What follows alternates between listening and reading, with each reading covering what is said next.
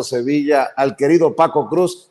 Tienes mesa de lujo, mi querido Toño, pero miren, yo por si las moscas sigo en los caminos de Dios después de la entrevista que presentamos con Margarita González Arabia y sus declaraciones contra Graco Ramírez. Yo sigo mi camino por esas lindas carreteras de México. Nos vemos, Toño. Damos la bendición, porque luego hay ciertos gobernadores que andan deteniendo injustamente, así que pues cualquier cosa, échanos una llamadita, nada más deja mi teléfono en la parte del CEN, de ahí respondemos. No somos muchos, pero somos machos, o al revés, no somos machos, pero sí somos muchos. Y como bien ya sabía que no eras macho, pero bueno, mi querido Toño, estamos al pendiente. Te mando un abrazo y reconocimiento a los compañeros. Igualmente, un abrazo a Vicente Serrano. No, pues que yo no sé si soy macho, ¿no? Imagínense, no soy ni macho ni machista, y los que tampoco pues son de ninguna forma machistas, sino todo lo contrario, son muy buenos periodistas, son estos miembros de esta gran mesa que me acompañan. Presento con muchísimo gusto al queridísimo escritor y periodista Ricardo Sevilla. ¿Cómo estás, Ricardo? Mi querido Toño, público memorioso, estoy muy bien, muchísimas gracias. Aquí escuchando atentamente la información y los análisis. También presento con muchísimo gusto al periodista y escritor Francisco Paco Cruz. ¿Cómo estás, Paco? Bienvenido también, sé que tiene mucho que decir, junto con el compañero Gómez Naredo, con Sevilla. ¿Cómo estás, querido Paco? Toño, ¿cómo estás? A Ricardo también un abrazo, y a Jorge también, que hacía mucho que no coincidía con él, pero aquí estamos, Toño. Y el periodista independiente, usted lo conoce perfectamente, Jorge Gómez Naredo, a quien saludo también con mucho gusto. ¿Cómo estás, Jorge? Te mando un abrazo, bienvenido. Hola, muy buenas tardes. No, pues encantado de estar aquí con Ricardo y con Paco y contigo, Toño. No, es un placer, definitivamente. Te he visto, Jorge, también ahí muy duro con los mentirosos conservadores. Pero bueno, empecemos con esto.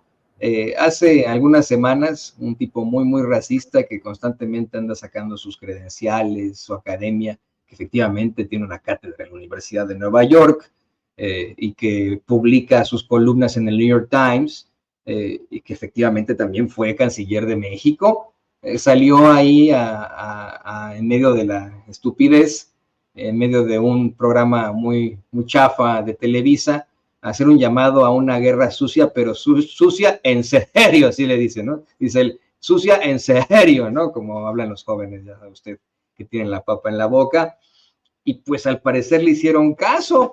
Hace unos momentos se revela esta desesperación de la oposición, esta guerra sucia, este poder judicial corrupto que encabeza Norma Piña, y que ahora se lanza contra el exministro Arturo Saldívar sin ningún tipo de fundamento. El Consejo de la Judicatura Federal da a conocer que investiga al exministro de la mano de la ministra Piña, supuestamente por corrupción, y Saldívar dice que se están violando pues se está violando toda la normatividad, todos los precedentes. Pues para esta investigación se basa en una queja anónima que no presenta pruebas, y pues ahí se les cae el teatrito, pero de todos modos ya están, como bien mencionaba Vicente Serrano, en todos los medios de comunicación sacando sus Punch News, poniendo las fotos de Saldívar, no con Taylor Swift, sino con el presidente López Obrador o con la doctora Claudia Sheinbaum, en algo que, como bien advierte el mismo Saldívar, pues es político, es verdaderamente político y electoral. Querido Ricardo, ¿qué opinas de esto?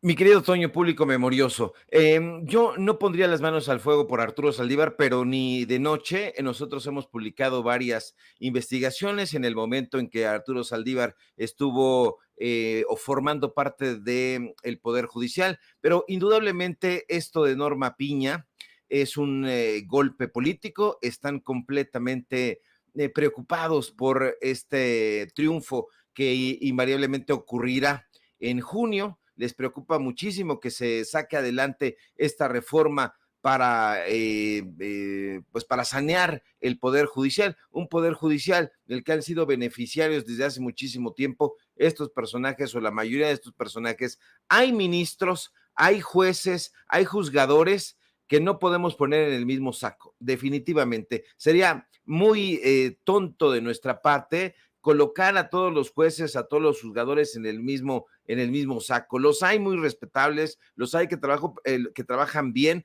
como por ejemplo esta juzgadora que no sabemos el nombre hasta el momento, que coloca ahí al famoso influencer Fofo, imagínate, Fofo, vaya apellido blandengue, persona blanda, este Fofo que decidieron vincular a proceso. Yo celebro ese tipo de cosas, celebro lo de la ministra del Pueblo, Lenia Batres, que ha estado trabajando con tesón, celebro lo que está haciendo desde hace tiempo la ministra Yasmín Esquivel, pero de ahí en fuera es muy difícil encontrar a personajes dentro del Poder Judicial que estén trabajando para el pueblo de México. Ellos siguen trabajando para una élite, para un grupo, lo decía Eduardo Ruiz Gili, y nunca me hubiera imaginado citar a Ruiz Gili, pero Ruiz Gili decía, lo aceptaba, nosotros vivimos en una realidad distinta. Entonces es muy importante que acepten estos personajes, pero imagínate, si estos comunicadores viven en una realidad distinta, ¿qué esperar de los ministros y las ministras de la Suprema Corte de Justicia y en general del Consejo de la Judicatura, del Poder Judicial, en general del Tribunal Electoral del Poder Judicial de la Federación? Viven en una burbuja llena de privilegios. Se ha documentado periodísticamente cada uno de los beneficios que estos personajes del Poder Judicial pues han recibido y continúan recibiendo, salvo aquella propuesta que hizo Lenia Batres y que no prosperó de bajarse el sueldo. Los demás han estado muy contentos, han estado muy felices, más allá de haberlos encontrado a Arturo Saldívar, no nosotros, sino en las cámaras, haberlo encontrado en este concierto de Taylor Swift y de saber perfectamente que esos boletos son carísimos y que solamente estaban ahí los personajes privilegiados y que cuestan mucho dinero ese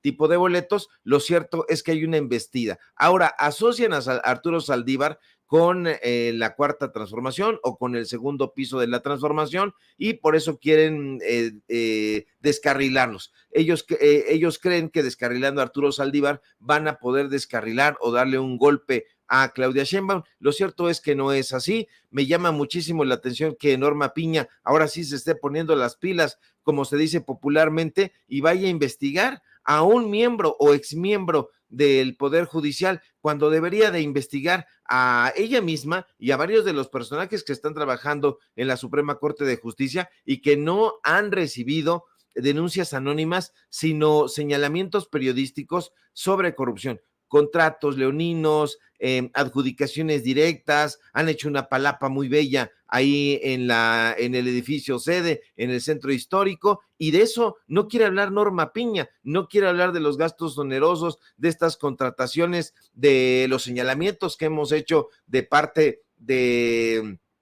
la Universidad Nacional Autónoma de México, que ha recibido donaciones millonarias de esa Suprema Corte de Justicia. ¿Se tiene que reformar el Poder Judicial? Es una pregunta retórica. Ahí está, y eso es lo que se está buscando hacer en este segundo piso de la transformación, y creo que eso es lo que está preocupando en general a estos juzgadores. Yo no estaría tan preocupado, si fuera Piña no estaría tan preocupada, porque hemos visto por ahí que no han conseguido todavía convencer a todos para que se lleve a cabo ese plan C, no han podido convencer para tener esos 2/3 de la Cámara de Diputados, pero bueno, pues a lo mejor ellos tienen otros datos y a lo mejor y sí, ¿no? A lo mejor hay otras encuestas en las que la gente pues, sí podría llegar a conseguir ese plan C. Yo espero que sea así y que muy pronto le podamos decir adiós a los personajes como Norma Piña del Poder Judicial. Le pido al equipo que nos grabe para también escucharte a ti, Paco. Has venido advirtiendo durante un largo tiempo estos ataques y estas circunstancias por parte del Poder Judicial. Tú mismo, aquí en Sin Censura y Te Cito, has dicho que es una Suprema Corte del narco, una Suprema Corte de la injusticia, una Suprema Corte que se ha dedicado a liberar delincuentes. ¿Qué opinas ahora de esta determinación, de esta investigación del Consejo de la Judicatura Federal, de la mano de la ministra Piña, que como bien mencionaba Vicente Serrano, bueno, pues le libera las cuentas a Genaro García Luna, hace una serie de circunstancias ahí muy cuestionables en cuanto a delincuentes, en contra del ministro Saldívar? ¿Qué opinas, querido Paco? Mira, Toño, al margen de las consideraciones políticas, que ya ha dicho unas a Ricardo Sevilla, y que yo mismo he advertido que es desde que tomó posesión, dije, esa va a ser la corte del narco, la corte de protección a delincuentes de cuello blanco. En febrero pasado, si lo recuerdas, no con informes anónimos, sino a través de la circular, por ejemplo, 6/2024 y una serie de documentos internos que presentamos en Sin Censura, dimos a conocer que primero Norma Piña había concedido la derrota y que para eso estaba armando un ejército de soplones internos, uno por área para controlar a todo el Poder Judicial, porque ya veían venir ese cambio. Después de que publicamos la serie de documentos en Sin Censura, detuvieron eso, pero lo que dije es, el ejército de soplones se mantiene, van a hacer todo. Dimos a conocer a una especie de levantamiento de encuesta que les pedía, entre otras cosas, cambio de parejas en los últimos años, orientación sexual, su género, la información familiar. Esto era un documento, es un documento porque lo estoy leyendo, firmado por el magistrado José Alfonso Montalvo Martínez, que era entonces el secretario ejecutivo del Pleno del Consejo de la Judicatura Federal, es decir, la mano derecha de Norma Lucía Piña Hernández, y en este documento les piden prácticamente todos los datos personales. Les decían que iba a ser anónimo, pero en realidad también dimos a conocer cómo los iban a controlar a través del número de empleados, del número de empleado, del número de computadora, y dimos a conocer que una persona por área iba a vigilar el cumplimiento de esto y que tenía nada más un objetivo. Primero, crear un ejército de soplones. Bueno, pues el resultado, y dijimos en esa época, ya en febrero lo dijimos, están concediendo la derrota, pero no va a ser tan sencillo. Se están armando, están creando un grupo de inteligencia en torno a Norma Lucía Piña Hernández, y el personal que está cerca de ella la van a cuidar, la van a proteger, y desde ahí van a lanzar una andanada de ataques. Este es el ataque, ahí está, y te digo, lo dijimos, a partir de la circular 6/2024, que incluía un levantamiento, una especie de censo, con todas esas características que te dije, de cada uno de los más de 50,000 empleados del Poder Judicial Federal en todo el país. Y el Poder Judicial incluye la Suprema Corte de Justicia de la Nación, incluye la Judicatura, así que ya están de antemano. Para mí, mira, cuánto va a funcionar el golpe al ministro o ministro en retiro, que en realidad es eso, a Saldívar, Arturo Saldívar Lelo de la Rea. Creo que no mucho. El objetivo es acercarlo a él para que no participe en el proceso de darse una mayoría en el poder legislativo, una mayoría calificada de Morena y de sus aliados, cercarlo para que no participe él en la reforma al Poder Judicial. ¿Quién más conoce los secretos de Norma Lucía Piña Hernández y del resto de los ministros de la Judicatura? Arturo Saldívar Lelo de la Rea. Entonces ya sabe a qué nivel está, sabe qué van a hacer, sabe qué va a pasar, y aquel documento que publicamos en Sin Censura, ahí está. Y bueno, no fue un documento, fueron varios documentos a partir de esta circular en la que se establece con claridad que el objetivo es formar un ejército de soplones dentro de la Poder Judicial Federal, incluidos la Suprema Corte y la Judicatura. Así que aquí tienen los resultados. Sí, están concediendo la derrota, no va a ser tan fácil, se van a pertrechar, es el último reducto. Hay algunos como el INE, como el Tribunal Electoral, que entra también en el Poder Judicial Federal, está el INAI, pero aquí tienes ya la primera respuesta a aquello que publicamos en febrero pasado, de la creación de un equipo especializado que eran soplones, halcones dentro de todo el Poder Judicial. ¿Para qué? Para enfrentar a Claudia Sheinbaum Pardo y a todo el equipo que venía con ella, incluido el ministro en retiro Arturo Saldívar Lelo de la Rea. ¿Qué va a pasar, Toño? La verdad es que se va a quedar en eso. ¿Por qué? Porque Arturo Saldívar, aun si lo llegaran a enjuiciar, si lo llegaran a encontrar culpable, que no va a ser tan fácil ni tan sencillo, no va a impactar. Arturo Saldívar Lelo de la Rea no es una pieza fundamental hacia afuera, una cara de la 4T. Es parte del equipo de Claudia, pero no es cara fundamental. Entonces, ¿qué va a pasar? Nada, aún si lo acercan a él, el Poder Judicial Federal, el PAN, el PRI, el PRD y Claudio X González tienen un problema grave. Su problema no es Arturo Saldívar, su problema es Claudia Sheinbaum y su problema son las elecciones generales del próximo domingo 2 de junio. Así que creo que están atacando o enfocando mal sus baterías y nada más para qué, para proteger a Norma Lucía Piña Hernández. ¿Cuánto les va a aguantar? Creo que después de las elecciones sabremos en la medida si se confirma o no el plan C y el nivel del tamaño del triunfo de Claudia Sheinbaum Pardo, Toño. Pero esta es una de muchas, querido Paco, querido Ricardo, querido Jorge Gómez Naredo. Hoy estamos viendo este ataque contra Saldívar, una guerra sucia, una cacería de brujas. No duden ustedes que de pronto le den una determinación en la Suprema Corte o en algún tribunal propositivo para el magnate y barbaján Ricardo Salinas Pliego. Le pido al equipo que nos grabe.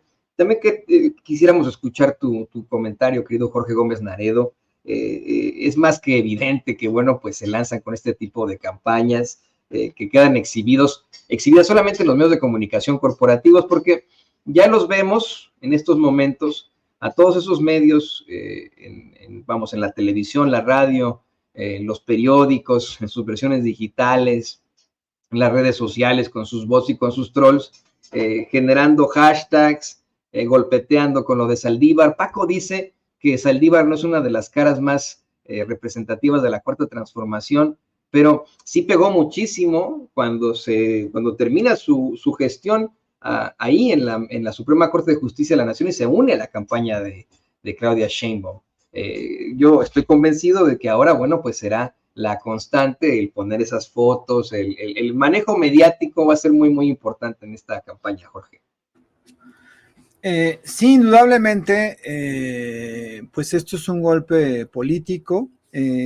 Norma Piña, que pues hay que recordar, ha tenido varias tensiones con el propio presidente Andrés Manuel López Obrador, que es parte fundamental. Hay que entender que el poder judicial, como lo decía Paco, pues es donde hay todavía esta reticencia, donde están grupos de poder conservadores que están en contra de la Cuarta Transformación, en contra de López Obrador, en contra de Claudia Sheinbaum, y que han tenido este poder y lo han detentado y se sienten en muchos sentidos dueños de ese poder.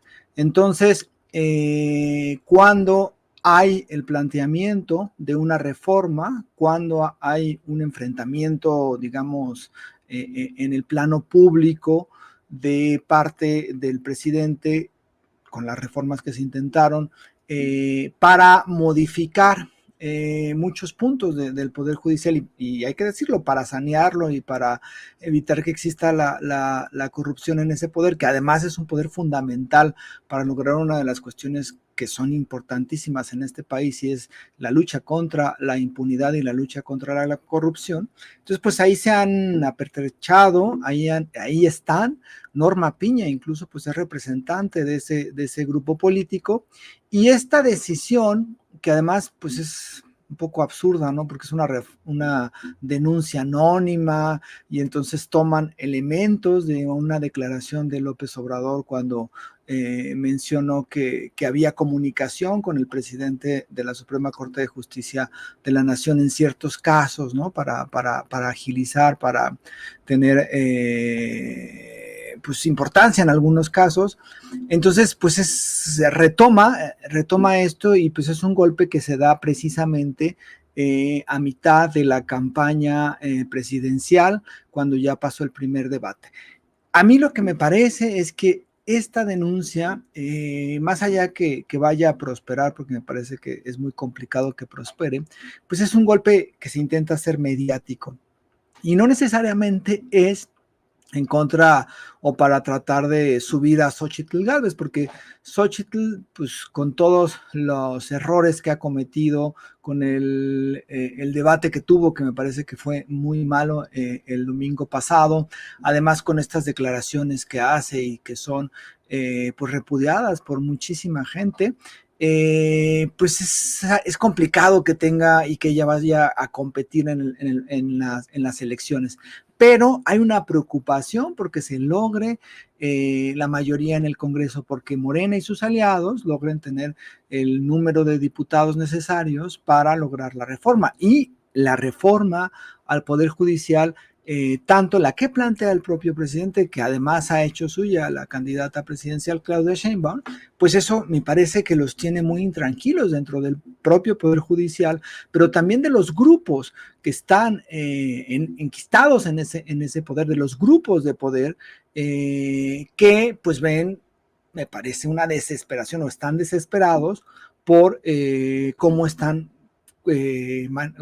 sucediendo las elecciones, porque la caída de Xóchitl Gálvez no solamente es en cuanto a la figura o en cuanto a la candidata, también eso impacta, su mal desempeño impacta en cómo la gente está viendo el proceso electoral y en el voto, que quizá alguna persona estaba dudando de si votar por Xóchitl o por Claudia, cuando ve a Xóchitl y cuando observa todos los absurdos que menciona, pues entonces voy a votar por Claudia y quizá le doy el voto completo a diputados federales y senadores. Y me parece que esta denuncia es parte, o hay que enfocarse en este proceso de gran desesperación que los grupos de poder que están en el Poder Judicial, que tienen a sus representantes ahí en el Poder Judicial y que durante muchos años han luchado contra el movimiento López Obradorista, pues en esta desesperación le ordenan a Norma Piña que saque una denuncia para tratar de ensuciar la campaña de la propia Claudia Sheinbaum con un personaje visible, porque es un personaje, más allá de simpatías o antipatías hacia Saldívar, pues es un personaje visible porque ha sido muy mediático, porque es uno de los voceros que está en medios de comunicación del equipo de Claudia Sheinbaum, y entonces con eso me parece que lo que tratan de hacer es impactar negativamente en la campaña de Claudia. No creo que lo logren, porque además pues es muy grotesca la denuncia, pero sí ese es el objetivo principal para afectar a Arturo Saldívar, pero especialmente a Claudia Sheinbaum, a la campaña, y para tratar de impedir, no tanto que gane Claudia, porque creo que eso ya todos saben que va a ganar, sino impedir que Morena y sus aliados logren el plan C y aprueben una reforma, eso sí, al Poder Judicial, donde haya cambios radicales y donde pues haya una transformación que el país necesita y que es para limpiar de corrupción y de impunidad este poder. Y es que, mira, yo estoy convencido de que de todas formas no les funcionará en cuanto a la cuestión mediática. Creo que esto les va a pegar muchísimo en cuanto a cuestiones jurídicas, porque como bien menciona Jorge Gómez Naredo, efectivamente ese poder conservador se ha enquistado en el Poder Judicial, de ahí nos han querido ir, y eso tenemos que aceptarlo, ahí se ha mantenido durante todo este tiempo, y hacen lo que quieran, hacen acusaciones formales, destruyen vidas de la gente con este tipo de circunstancias.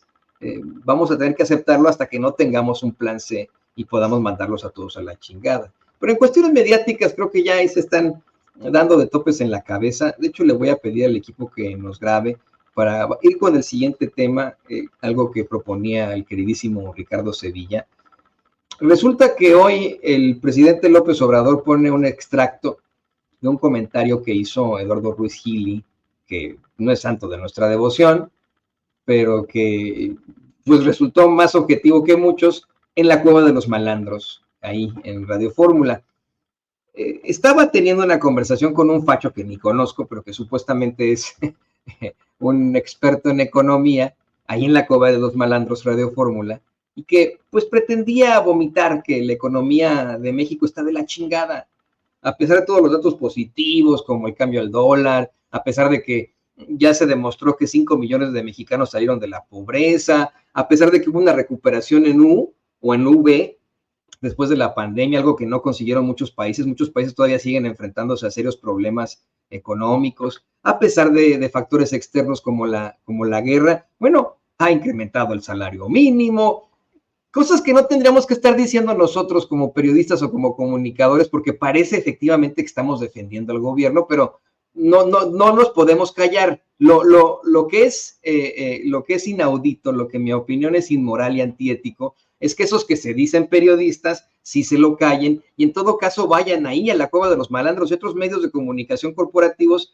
a vomitar pendejada y media, como este fachito, ¿no? Que se dice ser el chicho cuerero de la economía, y a decir pura pendejada al estilo Macario Schettino, en contra de datos que son claros, que son duros. Yo vi en un momento de desesperación de Eduardo Ruiz Gili, el decirle a este tipejo que sus opiniones se basan en números, no en emociones, no en ese odio patológico y dogmático que le tienden pues personajes como este a López Obrador o a todo lo que huela a López Obrador. Este fue el momento que pues tanto dolor le está causando a los que buscan regresar al poder, regresar a sus prebendas, a sus corruptelas. La mayoría de los votantes, ¿ok? Porque cuando tu diagnóstico del país parte de tu punto de vista, y sabiendo tú que representas a la minoría de los votantes, lo más seguro es que te vas a equivocar cuando digas cómo van las cosas y qué va a pasar, ¿me entiendes? Entonces, yo trato de basar todas mis opiniones en números, no en emociones. Y los números demuestran que hay mayor gasto, que los comercios están vendiendo más, que la gente está ganando más, no solamente por los sueldos, sino por los apoyos de los programas sociales. Entonces, más dinero entra. Hay mediciones que están diciendo que los niños están mejor nutridos, que los niños están adquiriendo una talla mayor gracias a estas ayudas, porque comen mejor. Algo que cuando estamos en otros círculos, mi querido tocayo, se nos hace medio incomprensible, porque nosotros vivimos un mundo que está muy separado de la gran mayoría de los mexicanos. Como Xóchitl Gálvez, que hace rato dijo una cosa, qué disparate, que lo vamos a comentar al rato, pero un disparate, que si tú tienes más de 60 años, te vas a sentir muy ofendido, ¿eh? Muy ofendido porque es un país de mucha injusticia, de mucha inequidad, a fin de cuentas. Y tú vas a hablar... No me vas a convencer, tocayo. No te voy a convencer para porque... mí, no te voy a sí, hay muchísimas fallas, inclusive a ver, espérate, yo no dije que no haya fallas. A mí, yo no dije eso. No, habrá lo que tú quieras. Entonces te recomiendo que consultes Estamos hablando de economía. Recomiendo que consultes con mayor frecuencia los estudios que hace el INEGI, las encuestas y estadísticas que da a conocer el sector privado, y te vas a dar cuenta que lo que yo digo está basado en lo que ellos dicen. Entonces, y no en la percepción particular que tú tienes. ¿Sabes cuánta gente no tiene coche? Oye, pero por favor, no, pues no, por eso hay un subsidio. Es que esa es la otra cosa. Todas las semanas se hace un subsidio para que, y esto puede ser hasta electoral, ¿eh? A lo mejor por ahí podrían atacar a López Obrador. Pues decir, oigan, si efectivamente no sube la gasolina, pues porque hay un subsidio de la Secretaría de Hacienda, frente a las fluctuaciones del petróleo y que ha funcionado muy bien. No ha subido la gasolina, facho. No sé en qué país vives tú en el que sí te suben la gasolina, pero en México no ha subido la gasolina, no ha bajado. Que eso también es con lo que podrían golpetear, pero de ahí en fuera, yo también vi usted cómo estaba yo imitando por detrás a este tipo. Es que, y otra cosa, no tengo nada que ver con Ruiz Gili, pero para nada no es mi pariente, nada que ver. Hay muchos Ruices en el mundo, De hecho, hay muchos Antonio Ruiz en el mundo. Uno grita en la calle Antonio Ruiz y voltean 5. Perdón, sigamos todavía con esta intervención porque vamos a platicar con esta mesa de lujo, esta mesa de análisis. Excepción particular que tú tienes. ¿Sabes cuánta gente no tiene coche? Pero... No, es que estás hablando desde tu grupito. El aumento de gasolina genera aumento de precios, genera aumento en el transporte. Nadie está negando la inflación. Nadie lo está negando. ¿A ti te duele mucho la inflación? ¿Afecta la inflación? No, te estoy preguntando a ti si te duele mucho. ¿En qué te ha afectado mucho? A ver, dime. Pero los gastos son mayores, ¿no? ¿Sí? ¿Me puedes decir en cuánto está el kilo de tortilla? Creo que está en 20 pesos. ¿No crees o está? No sé exactamente así. Pero sí te puedo decir que ha aumentado Mira, tú ves qué de una pasa. forma tremenda. Te puedo decir, yo no sé en cuánto está el kilo de tortilla, ¿verdad? ¿Por qué no compro las tortillas en la casa? No, yo sí las compro. Ok, pues deberías sabértelo.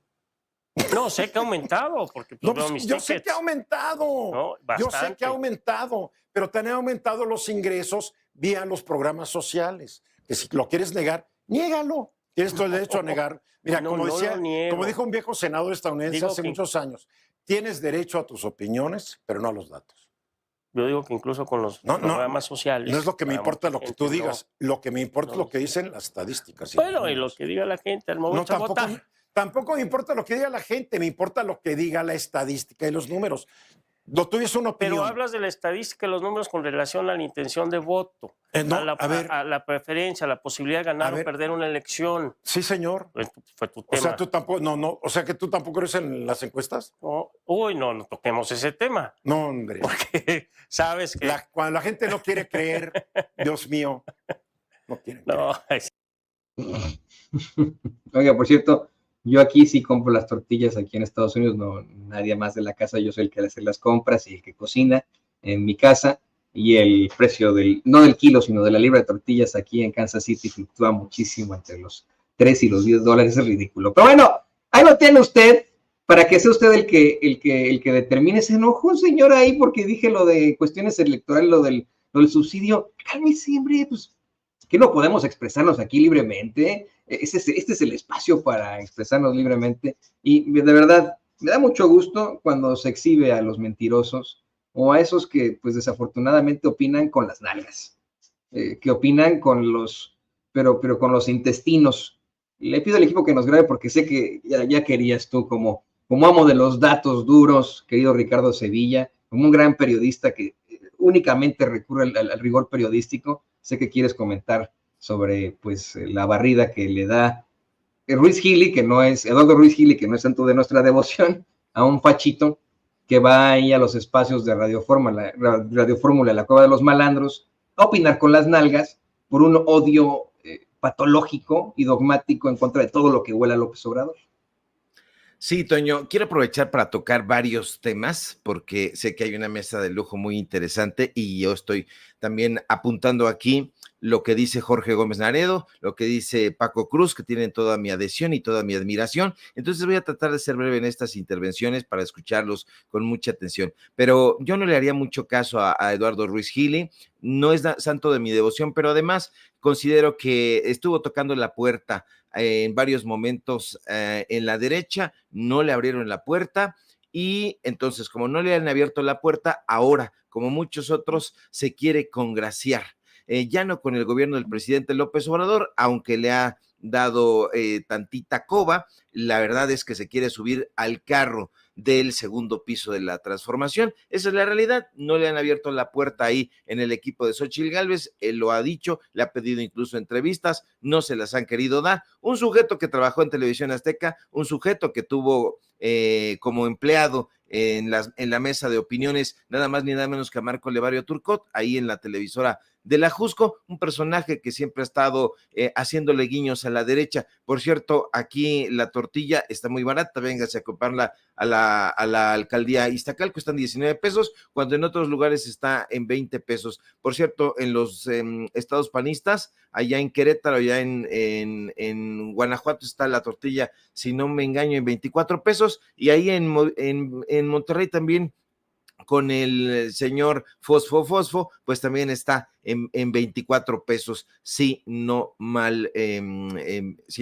recuerdo. Ahora, este tema tiene que ver con el de Xóchitl Gálvez, Toño, porque él menciona a Xóchitl Gálvez y dice que comenta una tontería. Hay varias cosas que explicarle a Xóchitl Gálvez, pero de entrada hay que decirle categóricamente, porque me parece que ese es el tema más relevante, varias cosas. Primero, que el pobre no es pobre porque quiere, y otra cosa que hay que explicarle muy nítidamente es que una persona de 60 años que no ha podido edificar un patrimonio no es necesariamente porque sea muy güey, como ella ha opinado. Eso definitivamente es una sandez, pero no sorprende que la candidata de la oposición piense sandeces. Nos tiene acostumbrado a ello, a Xóchitl, que no parece entender cuáles son las causas reales de la pobreza en este país, ya no le digamos en otro, solamente en este país al que aspira a gobernar.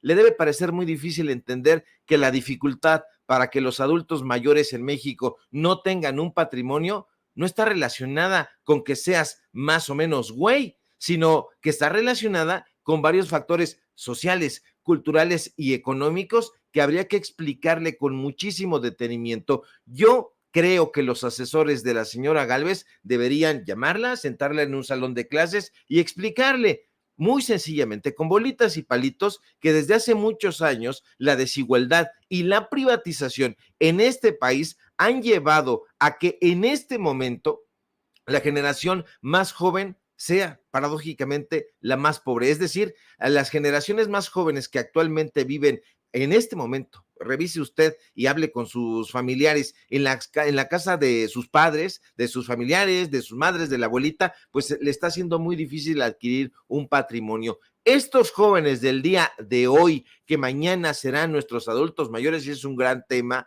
difícilmente tendrán una casa, un departamento o un terreno, difícilmente, pero esa discusión corresponde a otro momento y habría que colocarla en la mesa de la discusión. Pero lo que Xóchitl Gálvez debería entender, Toño, es que los discursos burdos y ramplones como los que ella defiende tienen que sumarse a las presiones sociales que ha impuesto esta sociedad. Presiones sociales que, por cierto, exigen que de cualquier manera se salga de la pobreza y por lo menos se llega a la clase media. Siempre se está hablando de los clase medieros, sal de pobre, ya sal de jodido, llega a la clase media. Y este tipo de discursos pueden ser muy abrumadores e incluso devastadores para el ánimo de las personas. Y eso puede llevar a la gente a tomar decisiones financieras imprudentes, pero de eso no quiere saber nada Xóchitl Gálvez, no lo entiende. Pero a eso también, Toño, hay que sumar la falta de oportunidades, el nepotismo, que también son factores que contribuyen a la dificultad para adquirir un patrimonio. Xóchitl Gálvez no entiende que la mayoría de la población en este país no tiene acceso a oportunidades de educación, de empleo, de cultura, lo que dificulta muchísimo su capacidad para ahorrar y para poder adquirir un patrimonio. Es cierto que muchas personas no planifican su futuro financiero, eso es cierto, pero eso no se debe a que sean más o menos güeyes, sino que no hay una cultura de ahorro ni de planificación en este país. Pero si ganas una bicoca, ¿cómo demonios vas a poder ahorrar y cuánto si no te queda ni un clavo? Únicamente ganas para medio comer y para pagar servicios, pero Xóchitl Gálvez tampoco comprende que las causas de la pobreza y la desigualdad en la sociedad mexicana son multifacéticas y están totalmente interconectadas. Alguien debería de explicarle a la candidata de la derecha que parece no entender un comino que algunos de los factores clave que contribuyen a la pobreza en México incluyen la corrupción, una corrupción que genera, ¿qué cosa? Inseguridad, violación a los derechos humanos y un mal uso de los recursos públicos. Entonces, si hay corrupción y mal uso de los recursos públicos, pues eso propicia que los mexicanos no puedan tener un patrimonio. Xóchitl debería entender que también tiene que ver la falta de acceso a una educación de calidad, porque el hecho de que la población no pueda acceder a una educación de calidad limita evidentemente las oportunidades de progreso y de desarrollo de las personas. ¿Y eso qué hace? Pues contribuye a perpetuar la pobreza. Otra cosa, ya para ir cerrando este espacio, que también debe tomarse en cuenta, pero Xóchitl, que vive en la luna, no lo toma en cuenta o no lo entiende o no lo quiere comprender, es que para un adulto mayor que llega a la plenitud de su vida sin un patrimonio, tiene que ver con la desigualdad social, porque la desigualdad social, de lo cual Gálvez no entiende lo más mínimo, es un factor determinante, muy determinante, en la persistencia de la pobreza. ¿Por qué? Porque limita el acceso equitativo a recursos, a oportunidades, y eso va creando, Toño, un ciclo difícil de romper. En resumen, Xóchitl Gálvez no entiende que el pobre no es pobre porque quiere ni porque es muy güey, pero pedirle a la candidata de la derecha que comprenda que la pobreza en la sociedad mexicana es el resultado de una combinación de factores y elementos que interactúan de manera compleja, pues eso, que lo comprenda, pedírselo, es pedirle peras al olmo. Dije que iba a ser breve, pero creo que no lo fui tanto, mi querido Toño. Pido disculpas a Jorge y al maestro Paco Cruz. No, hombre, no pasa nada, al contrario. Y además, esto demuestra que todo lo que dice Xóchitl Gálvez son mentiras. Que este planteamiento que hace de que ella fue humilde y que salió adelante gracias a la venta de gelatinas es una mentira.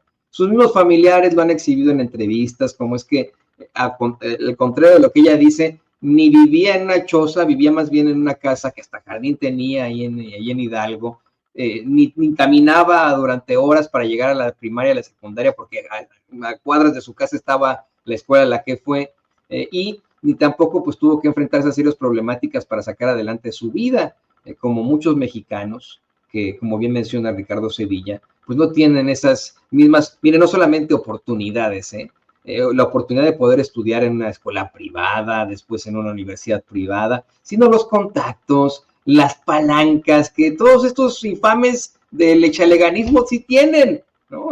Como el tipo este de los pantalones de cuero, que es una infamia el tipo, ¿no? O sea, él, más que todos, que hoy defiende a Xóchitl Gálvez por hacer estos comentarios, pues no podría, más bien menos que todos podría hablar, ¿no? Que es el junior de un junior, que toda su vida lo ha tenido todo peladito y en la boca, que verdaderamente sorprende muchísimo, le hayan dado un espacio hasta en Estrella, ¿no? Que es una de las peores cadenas acá hispanas en Estados Unidos.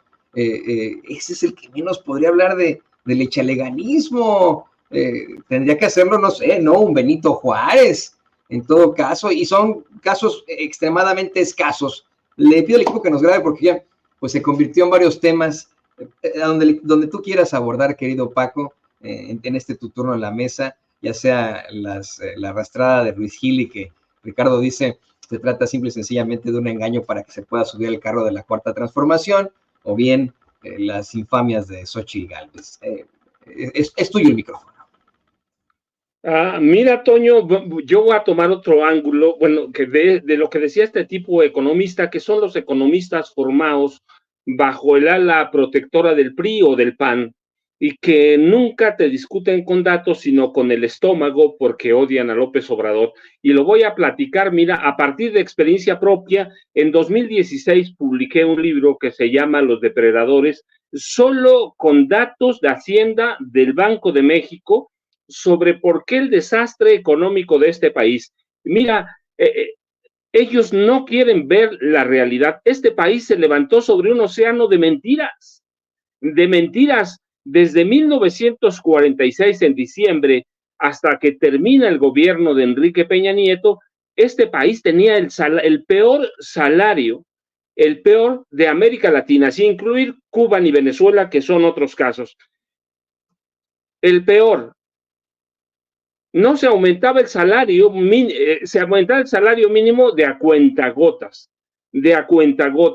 Es la primera vez en la historia de los presidentes civiles, quiero decir, que no tenemos una devaluación, no tenemos una crisis sexenal, no tenemos un Estado débil.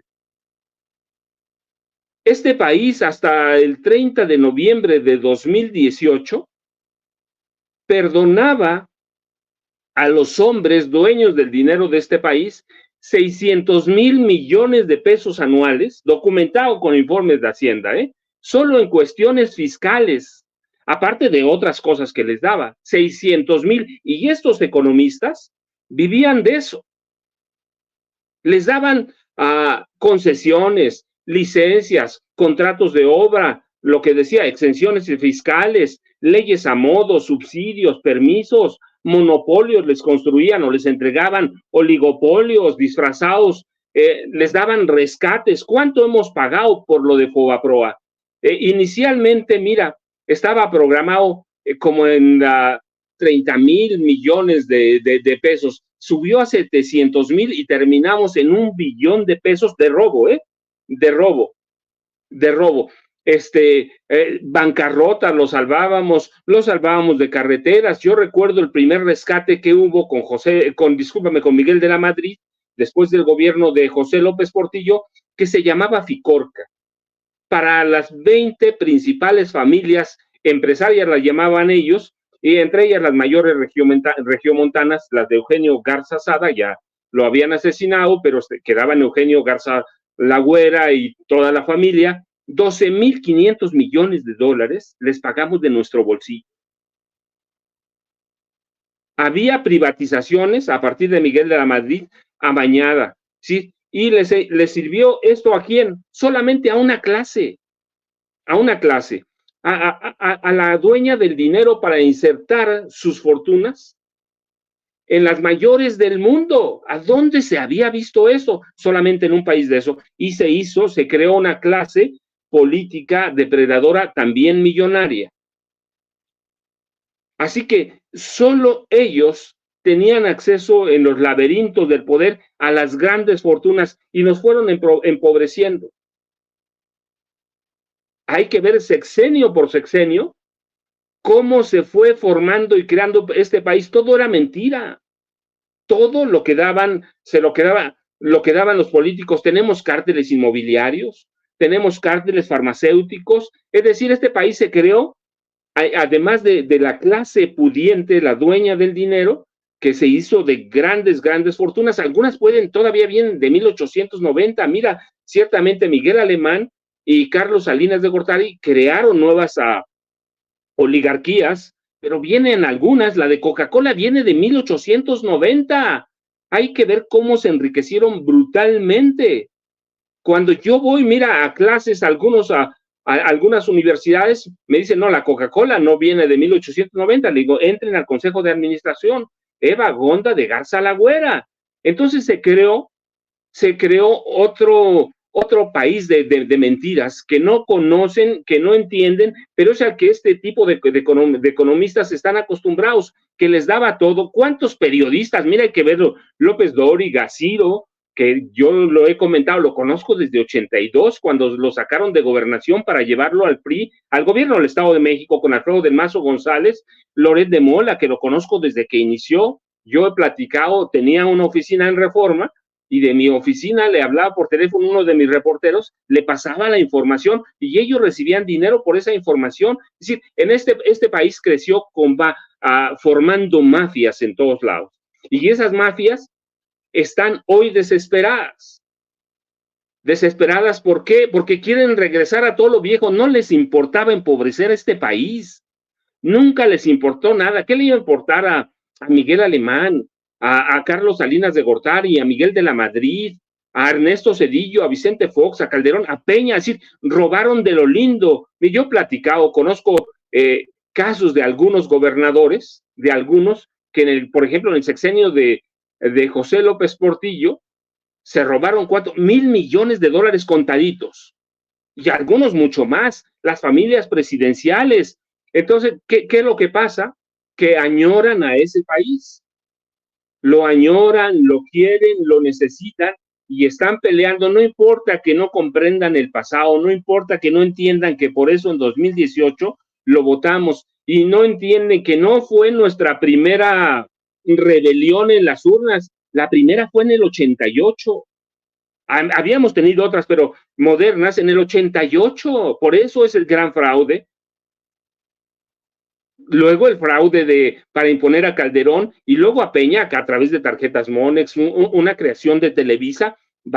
No entienden este país, no lo van a entender, pero hay que ver los datos, como dice el maestro Sevilla, los datos duros.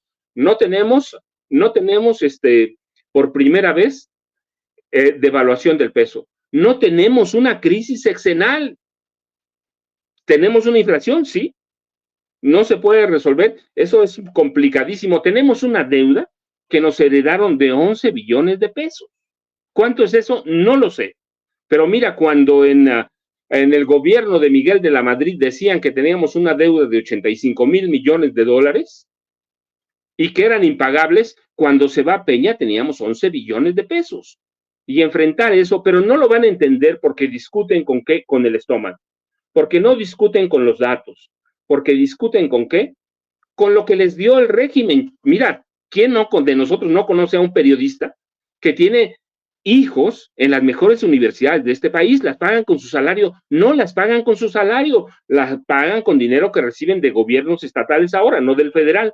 ¿Cuánto dinero les entregó Felipe Calderón a esos periodistas y a los dueños de los medios. Es decir, este país se creó sobre mafias y eso es lo que están defendiendo. ¿Vamos a cambiar? No, hasta que veamos los datos duros, los datos objetivos sobre cómo ha avanzado este país. Es la primera vez que 5 millones que personas, 5 millones ahora salen de la pobreza. ¿Lo van a entender? No, no, Toño, pero pues esa es la lucha de ellos y es la lucha de nosotros y es la lucha de millones de pobres por cambiar este país. Además, muchos de ellos en la estupidez no entienden que esto les conviene a ellos les conviene como empresarios, como ricachones, como las élites, el no tener que enfrentarse a la inseguridad, el tener un país obviamente más desarrollado, con mayores oportunidades. Los más inteligentes lo entienden de otra forma. No estoy aquí defendiendo a Carlos Slim, pero ese viejo lobo de mar que verdaderamente sabe cómo hacer dinero, de inmediato se dio cuenta de el potencial que iba a tener con la Cuarta Transformación, aunque el presidente López Obrador le exigiera pagar su impuesto. Dijo, bueno, voy a pagar mis impuestos, pero me voy a poder seguir enriqueciendo. Otros brutos, como el Barbaján millonario de Ricardo Salinas Pliego, bueno, pues nada más pierde, y como muchos otros en este tipo de circunstancias que son muy propositivas. Le pido al equipo que nos grabe para también escucharte a ti, Jorge, pues hay estos dos temas sobre la mesa, la desigualdad espantosa, la forma en la que se exhiben estos personajes con comentarios que están ligados únicamente a sus corazones, a sus entrañas, a sus ideologías. ¿Qué opinas, querido Jorge Gómez Naredo? Sí, no, bueno, es que la élite mexicana y sus voceros pues están en contra de lo que ha sucedido. Fíjate que es muy interesante porque desde el 2000, bueno, en el 2000, cuando llegó Manuel, cuando ganó la jefatura de gobierno del entonces Distrito Federal, la campaña era que no era de la Ciudad de México, sino que era de Tabasco y que por eso no podía ser el gobernante y que además era un poco revoltoso, ¿no? Se mencionaba. En esa campaña, como todo estaba enfocado mediáticamente también a que era el triunfo de Vicente Fox y lo que llamaron la alternancia y todas estas cuestiones, pues había una guerra sucia que había comenzado desde su momento en Tabasco, ¿no? Cuando intentó ser gobernador de la entidad. Y posteriormente ha habido como estas élites que vieron en López Obrador, que además ya había sido dirigente del Partido de la Revolución Democrática, pues como un peligro para su estabilidad, un peligro para estas constantes evasiones de impuestos que han realizado, un peligro para considerarse como los dueños y amos del país, ¿no? Esta élite que durante muchísimo tiempo impuso a los gobernantes, impuso a los presidentes, alcaldes, gobernadores, y que en realidad eran los que se sentían dueños del país y los que mandaban. Entonces, en la campaña del 2006, desde antes del desafuero, pues continuaron con como dos ejes de golpeteo, con campañas financiadas durante muchísimo tiempo por esta élite. Una era que no respeta la ley, que es un violento, que puede ser un violento, que no respeta los resultados de las elecciones, que es un mal perdedor. Y la otra era la cuestión, digamos, económica. Recordemos que en el 2006 estaban estos anuncios que además financió el Consejo Coordinador Empresarial, el papá de Claudio X González, del actual Claudio X González, no de este junior, y con estas imágenes que fueron muy, muy conocidas de que se cayó un muro, de que López Obrador iba a endeudar al país, como endeudó a la Ciudad de México, de que habría devaluaciones, de que todo sería un caos, ¿no? De que perderías tu casa, la que tenías, de que perderías tus patrimonios, tus bienes, en fin. Y esa guerra sucia en la cuestión económica continuó en la campaña del 2012, que además pues resultó que quien devaluó muchísimo fueron los dos, Felipe Calderón y especialmente Enrique Peña Nieto. Y en el 2002 incluso también hubo esa continuidad, hubo otros otros ejes, ¿no?, de ataque, que el financiamiento ruso a la campaña de López Obrador, pero continuaba con este miedo que intentaron durante muchos años y que lo lograron, ¿no?, imponer en varios sectores sociales, de que con López Obrador iría muy mal en materia económica.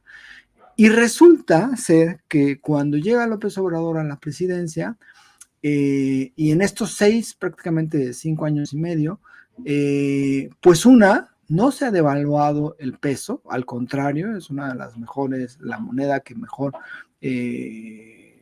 digamos, que mejor forma tiene, que mejor rendimiento tiene, que mejor ha tenido, ¿no?, en estos años, ¿no?, que además se ha evaluado, el dólar estaba, creo que en 20 y tantos pesos, ahora está ya a mucho más bajo, ¿no? Se ha apreciado mucho. Si bien es cierto, ha habido cierta inflación, que esa inflación es debida a dos fenómenos mundiales, uno que tiene que ver con la pandemia y otro que tiene que ver después con la guerra entre Rusia y Ucrania, pero ha habido una mejora en las condiciones económicas de muchísima gente, ha aumentado el salario mínimo, que eso es algo también importantísimo, ha salido muchísima gente de la pobreza, y ya no se han ido como anunciaba, ¿no?, muchas empresas que decían que llegaba López Obrador y que las empresas iban a ir y que iba a haber fuga de capitales. Al contrario, se han invertido muchísimos millones, ha habido inversión incluso histórica, inversión extranjera histórica en este país. Entonces, estos comentadores económicos de noticias que salen en muchos medios de comunicación, pues se les ha caído este discurso, ¿no? Por eso, en este momento, en la campaña de Xóchitl Gálvez, no hay la variable económica, porque sería absurdo decir, es que si Morena logra ganar, va a haber otra vez una gran devaluación y todas estas cosas. De repente alguno por ahí, como el que vimos, pero es poco, porque en realidad se demostró que era parte de las campañas de guerra sucia. Y continúan con otro tipo de cuestiones, ahora como la inseguridad, que ahí también tiene que ver muchísimo el Poder Judicial y cómo se impune en este país.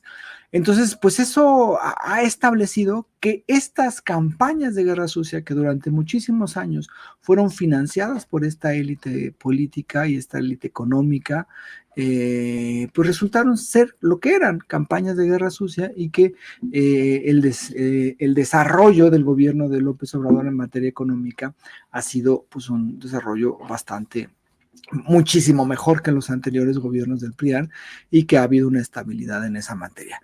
Ahora, muchos de estos comentadores, y para retomar un poco lo de Eduardo Ruiz Gili, durante muchísimos años este personaje ha sido uno de los críticos, o fue uno de los críticos más grotescos del presidente López Obrador, y fue también crítico de Morena y de todo lo que tuviera que ser. Era terrible como desde Radio Fórmula especialmente agredía, mentía en contra del presidente, ¿no? Es evidente que ahora, coincido con Ricardo, que ahora pues quiere buscar un espacio, ¿no? Porque al final muchos de los espacios donde ha buscado de esta élite pues no lo ha encontrado. Y tiene que ver también con que es cada día hay un financiamiento de parte de los medios de comunicación, de parte de esta élite, pero cada vez es más complicado, ¿no? O sea, la perspectiva para estos comunicadores. No sé si en algún momento algunos van a tener que bajarle a todas sus críticas y que van a tener que hacer una sonrisa hacia el gobierno que viene de Claudia Sheinbaum y tratar de, digamos, sobrevivir a lo que viene. Pero es evidente que estos personajes siempre los ha llevado, pues, su pensamiento, un pensamiento conservador en muchos de ellos, y dos, sus intereses económicos, ¿no? Entonces, pues esto también es interesante, como al no encontrar espacios, ¿no? Ya en esa élite, Ruiz Gili pues ahora parece ser un periodista neutral, lo cual no borra en ningún momento, por supuesto, todo el odio que sembró en contra del presidente López Obrador durante muchísimos años, y que era uno de los personajes más, a mí en particular me parecía uno de los personajes más patéticos, más grotescos, ¿no? Había muchísimos, pero uno de ellos era sin duda Ruiz Gili.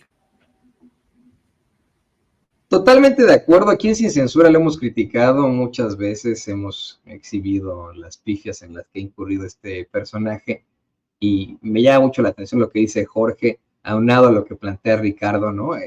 Puede ser, ¿no?, que se esté buscando subir al cochecito de la Cuarta Transformación, porque honestamente la marca Andrés Manuel López Obrador reditúa muchísimo a los políticos y evidentemente a algunos chayoteros. Queridos compañeros, me dio un gusto enorme poder platicar estos temas tan difíciles, tan duros con ustedes. Fue una mesa sin duda que no tiene desperdicio. Les ruego por favor que también nos compartan sus redes sociales. Estábamos contigo, Jorge, por favor, compártanos tus redes sociales. Pues sí, yo estoy en Twitter como JG Naredo, estoy en Facebook como Jorge Gómez Naredo, participo en la revista Polemón, también en el diario Basta, y pues ahí estamos en contacto para lo que se ofrezca. Ahí tiene usted al queridísimo Jorge Gómez Naredo, periodista independiente. Querido Paco, vamos a ir de detrás para adelante. También, por favor, compártenos tus redes sociales. Toño, mira, nada más antes de irnos, para que la gente debe tener memoria. Y recuerde, la derecha, que tenemos memoria, las imágenes de este país siempre, hasta de 46 hasta 2018, navegan en aguas turbulentas y muy tramposas, en telarañas de hilos oscuros. Tuvimos crisis en 54, en 68, en 76, en 82, 86, 87, 94, 95, 2000, 2001, 2008, 2009 y 2016 y 2017, y pasamos del estancamiento al saqueo, el shock petrolero, el crack bursátil, el populismo, devaluaciones brutales, el Fobaproa, el Ficorca, el rescate carretero. Sí, hemos pasado por todo, y por todo eso en 2018 fuimos a votar a las urnas 31 millones por Andrés Manuel López Obrador. Este país ha naufragado o naufragó del 46 al 2018. Así que la gente, cuando salga, debe recordar todo esto, todo lo que pasamos. De pronto parece que tenemos memoria corta, Toño, pero siempre están los datos. Pasamos por una guerra fría, una guerra de baja intensidad en realidad, pero por todo eso pasamos: desaparecidos, asesinatos, tortura, y aquí estamos otra vez. Estamos jugando el futuro del país. Yo, ya sabes, Toño, con Jorge me dio mucho gusto otra vez, con el maestro Sevilla, pues igual que nos encontramos más seguido, pero @ Paco Cruz Jiménez en X, antes Twitter, Francisco Cruz Jiménez en Facebook, Toño. Ahí lo tiene usted a nuestro queridísimo, el queridísimo Francisco Paco Cruz, escritor y periodista aquí en Sin Censura. Qué buena producción. Querido Ricardo, también por favor compártenos tus redes sociales para que la gente se ponga en contacto contigo. Claro que sí, con muchísimo gusto, Toño, público memorioso. Muy feliz de estar compartiendo esta mesa de análisis y escuchando con muchísima atención y teniendo una libretita aquí apuntando lo que comentan, lo que analizan Jorge Gómez Naredo, que sigo sus reportajes. La verdad es que es uno de esos periodistas, reporteros de investigación, de los pocos que tiene este país. Léalo. Yo hago una invitación a que lea a Jorge Gómez Naredo, ahí en Polemón. Lea, por favor, también al maestro Paco Cruz, sin duda un hombre pieza clave en el periodismo de este país. Lea sus libros, siempre llenos de datos duros. Y pues yo, modestamente, le invito a que me siga en mis redes sociales, en X, antes Twitter, @SevillaCrítico, en Facebook, Ricardo Sevilla, así nada más. Hacemos nuestros esfuerzos también periodísticos en Paralelo24.mx, en los datos duros. Tenemos un programa en la plataforma de YouTube. Hoy tenemos ese informativo en punto de las 9 de la noche. Síganos ahí, y por supuesto acá en La Familia Sin Censura, donde hay estas mesas de lujo que no las tiene, diría el lugar común, ni Obama. Un fuerte abrazo, Paco, Jorge, mi querido Toño. Igual, un abrazo para los Abrazos. tres, y buen fin de semana. Ahí lo tiene usted, este gran equipo de periodistas aquí en Sin Censura. Por último, tenemos a Ricardo Sevilla, al buen Paco Cruz, por supuesto, a Jorge Gómez Naredo. Bueno, le pido al equipo que